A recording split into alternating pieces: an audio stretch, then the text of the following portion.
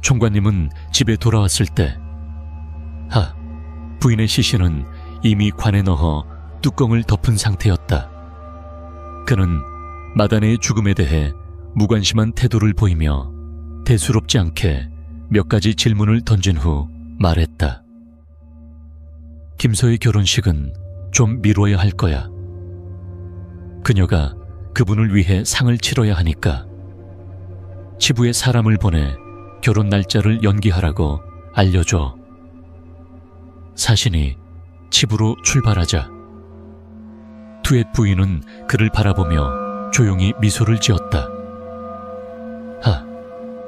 부인의 장례식에는 하인들과 김서를 제외하고는 아무도 눈물 한 방울 흘리지 않았다. 단지 투엣 부인이 조문객이 올 때마다 가식적으로 울부짖는 소리만이 울려 퍼졌다. 투엣 부인은 자신이 한 모든 행동이 아무도 눈치채지 못할 거라 생각했지만 그녀가 전혀 모르는 한 사람이 그녀의 행동을 계속 주시하고 있었다. 그날 밤 하부인의 관 옆에는 하인들과 김서만이 지키고 있었다. 밖에서는 다시 큰 비가 내리기 시작했고 새벽 1시경 집 앞 느릅나무에서 참새가 애처롭게 울어대는 소리가 들렸다. 비소리가 크더라도 그 울음소리를 묻을 수는 없었다. 두 소리가 뒤섞이며 분위기를 더욱 비참하고 소름 끼치게 만들었다. 갑작스레 리언니가 큰 소리로 외쳤다.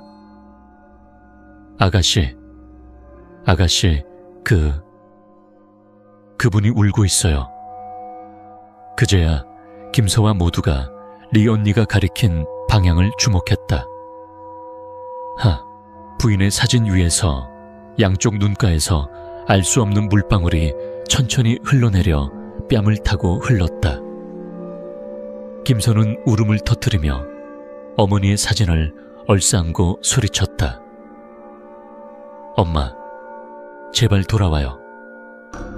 그녀는 하루 종일 아무것도 먹지 않고 울기만 했기 때문에 기진맥진해져 쓰러졌고 결국 지쳐 잠이 들었다. 하인들이 그녀를 방으로 데려가 쉬게 했다. 남아있던 하인들은 부인의 영구를 지키며 훌쩍이며 한탄했다. 정말 너무 불쌍해요. 부인은 평생 선행을 쌓고 착하게 살았는데 하늘이 왜 이렇게 좋은 사람을 대하시는 걸까요? 리언니는 흐느끼며 눈물을 훔치며 말했다. 김서 아가씨도 너무 불쌍해요. 결혼을 앞두고 어머니를 잃었으니 게다가 들어보니 억울하게 죽은 사람이 귀와 코에서 피가 많이 나는 법이라던데 부인을 옮길 때 피가 김서 아가씨 몸을 흠뻑 적셨잖아요. 리언니가 말을 마치자 번개가 하늘을 가르며 빛을 발했고 곧이어 천둥 소리가 요란하게 울렸다. 모두가 겁에 질려 서로에게 몸을 기대며 더 이상 아무 말도 하지 못했다. 한편 방에서 누워있던 총관님은 한숨도 자지 못한 채 눈을 감으려 애썼지만 잠이 오지 않았다. 투엣 부인이 잠시 일어나 밖으로 나간 것으로 보아 화장실에 갔을 거라 생각했지만 한참이 지나도 돌아오지 않았다. 갑작스레 방 창문이 강한 바람에 열리며 뒤뜰로 통하는 창문이 쾅 하고 열렸다. 뒤뜰에서는 바람이 원망하듯 울부짖었고 그 순간 하얀 그림자가 창문 앞을 천천히 스쳐 지나갔다.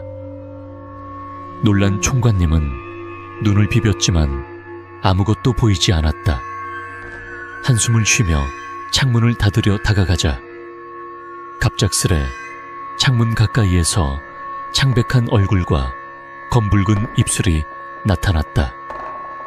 두 얼굴은 창틀 하나만을 사이에 두고 있었다. 극도의 공포에 휩싸인 총관님은 바닥에 쓰러졌고 가슴을 부여잡고 말을 잇지 못했다.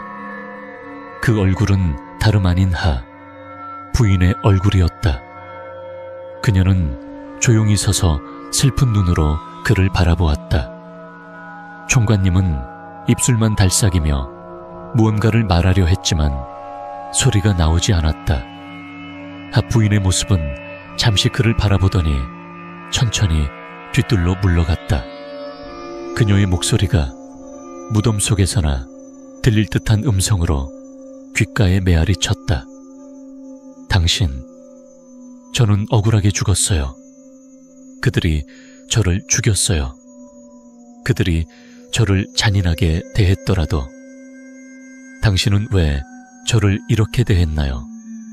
당신. 그녀의 원망.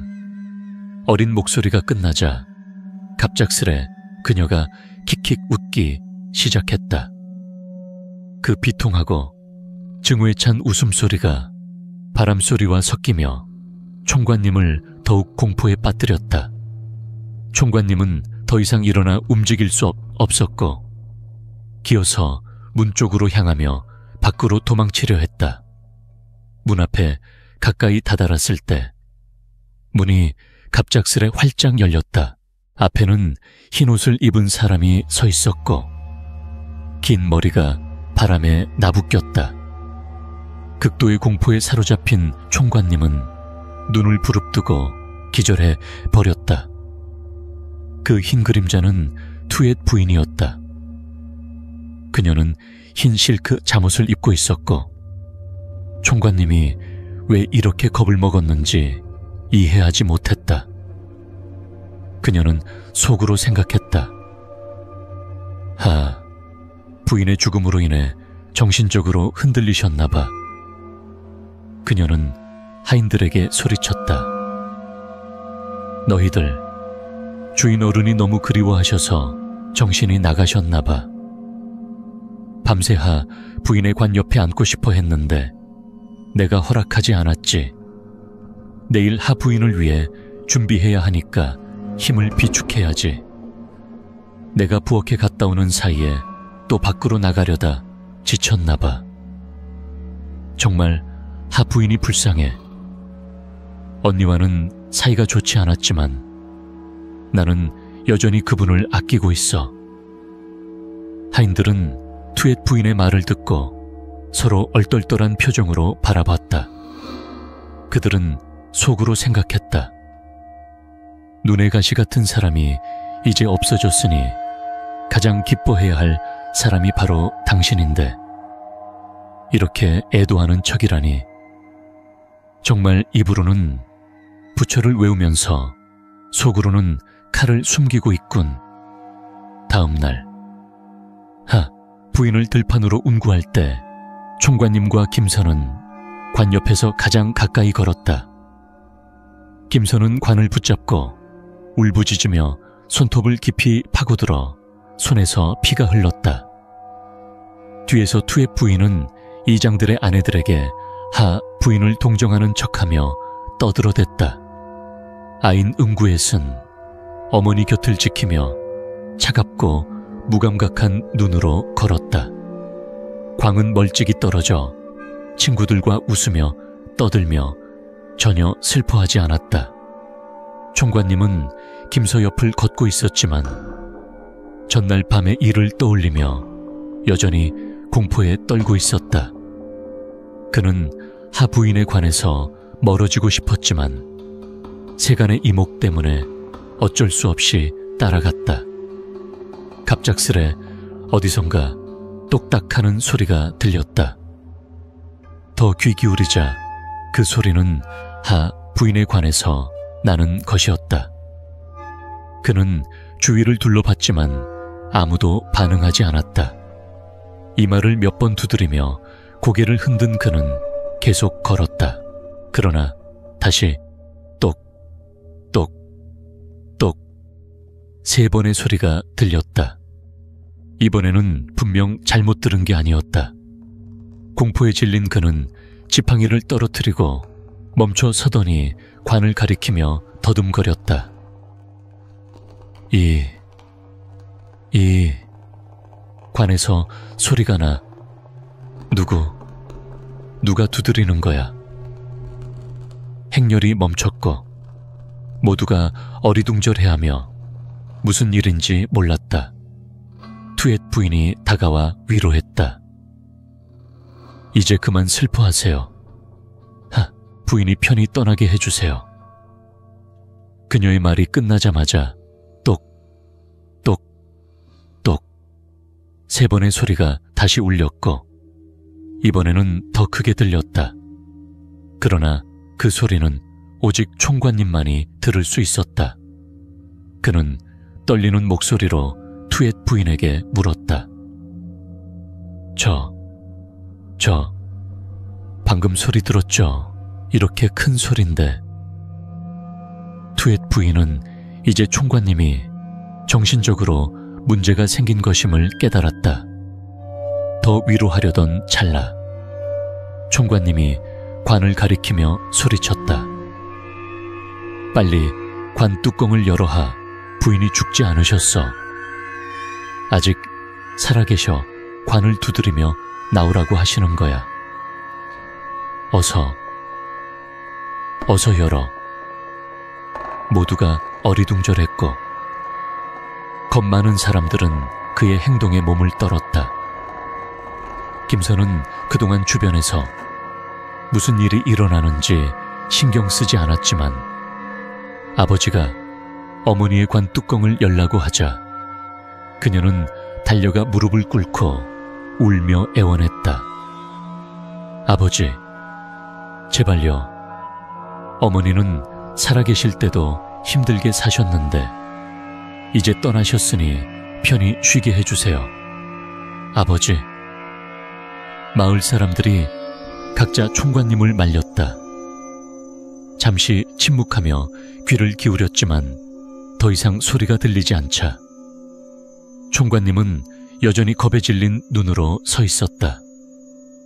결국 김소의 끊임없는 애원과 마을 사람들의 만류로 하 부인은 평화롭게 묻혔다. 하 부인을 장사 지낸 후 총관님은 리를 불러 물었다. 너 옛날에 나더러 아내를 얻고 아들을 낳게 해준 그 점쟁이를 기억하냐?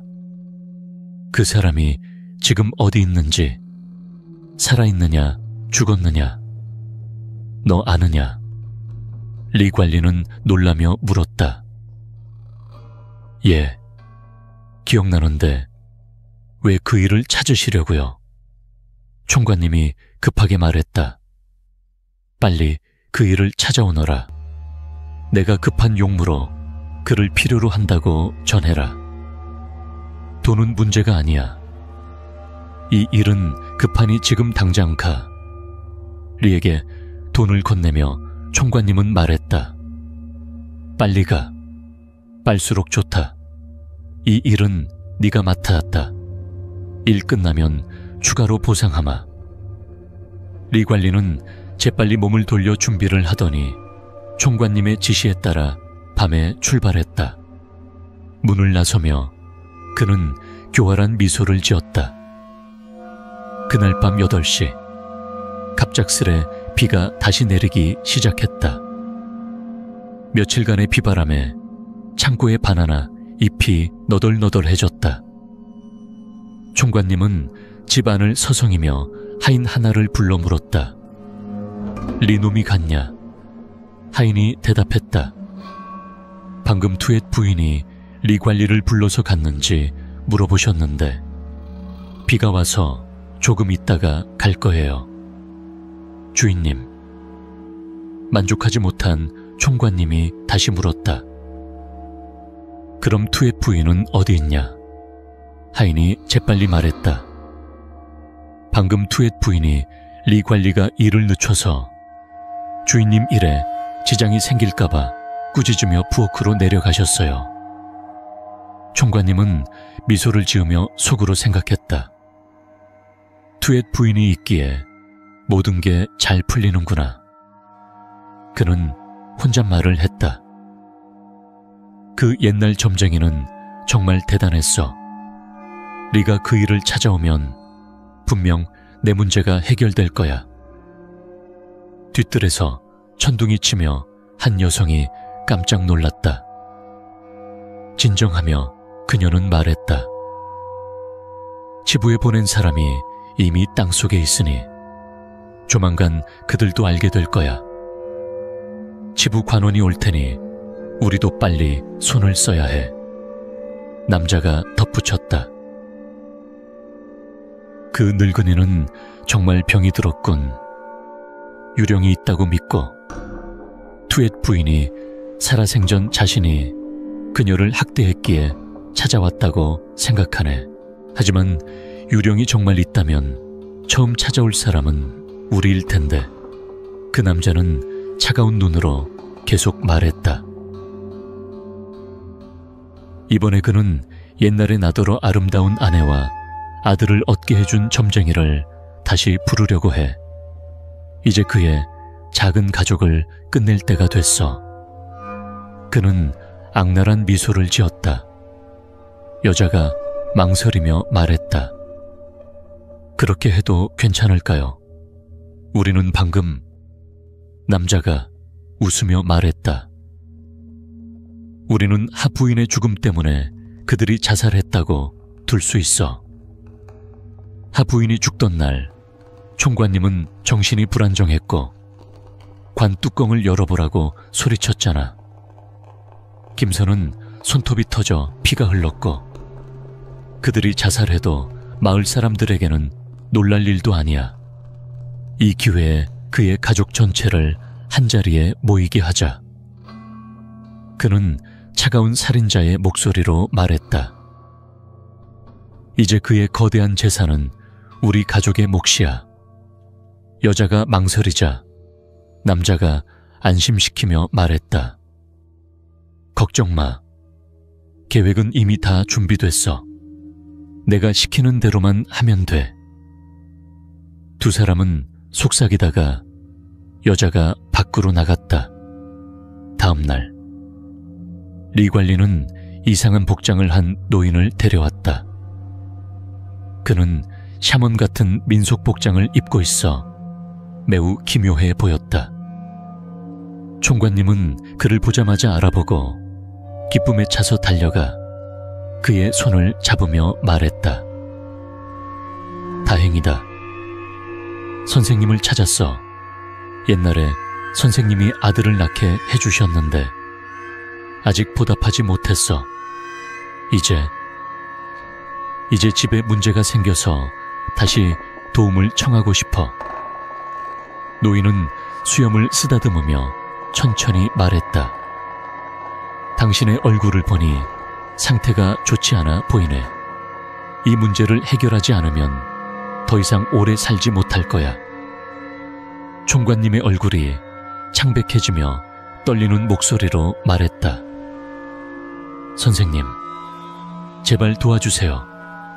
정말 그녀가 나를 찾아와서 잠을 잘 수 없어요. 무서워요. 노인이 고개를 저으며 말했다. 옛날에 내가 그 여자와 그녀의 딸을 쫓아내라고 했으면 이런 일이 일어나지 않았을 거야. 내가 절대 그 부인과 그녀의 딸과 가까워지면 안 된다고 했잖아. 그들은 인간이 아니라 귀신의 화신이야. 믿지 않았지? 총관님이 급히 대답했다. 선생님, 저는 그들을 쫓아내지 않았어요. 그래도 정과 의리가 있어서요. 하지만 그 이후로 절대 그들과 가까워지지 않았어요. 노인이 이어 말했다. 다행이네. 그녀와 가까워졌다면 이미 오래전에 죽었을 거야. 노인은 한숨을 쉬며 총관님에게 다가가 속삭였다. 그 귀신을 쫓아내는 의식을 해줄게. 하지만